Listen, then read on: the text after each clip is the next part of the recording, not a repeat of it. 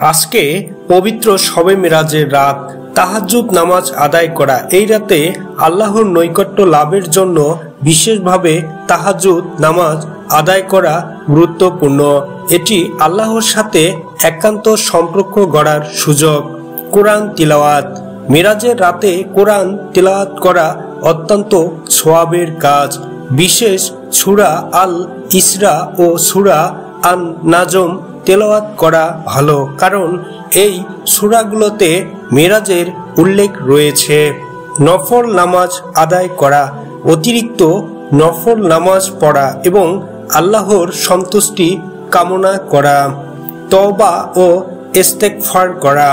এই রাতের অতীতের ভুল ত্রুটির জন্য ক্ষমা প্রার্থনা করুন এবং ভবিষ্যতে আল্লাহর পথে চলার জন্য প্রতিজ্ঞা করুন। দোয়া করা। নিজের এবং পরিবারের জন্য কল্যাণ কামনা করে আল্লাহর কাছে দোয়া করা। মিরাজের রাত দোয়া কবুলের রাত হিসেবে বিবেচিত হয়। রাসূল সাল্লাল্লাহু আলাইহি সাল্লাম এর জীবনী স্মরণ করা।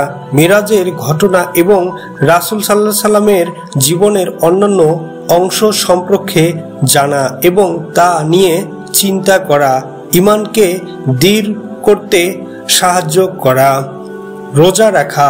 পরের দিন মেরাজের রাতে পরের দিন নফল রোজা রাখা সওয়াবের কাজ। যদিও এটি ফরজ নয়, তবে এটি আল্লাহর সন্তুষ্টি অর্জনের একটি আমল।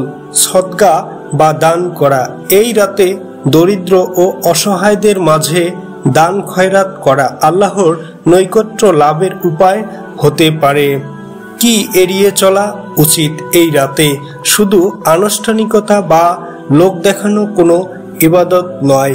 মিথ্যা, গীবত বা অহেতুক কাজ থেকে বিরত থাকা।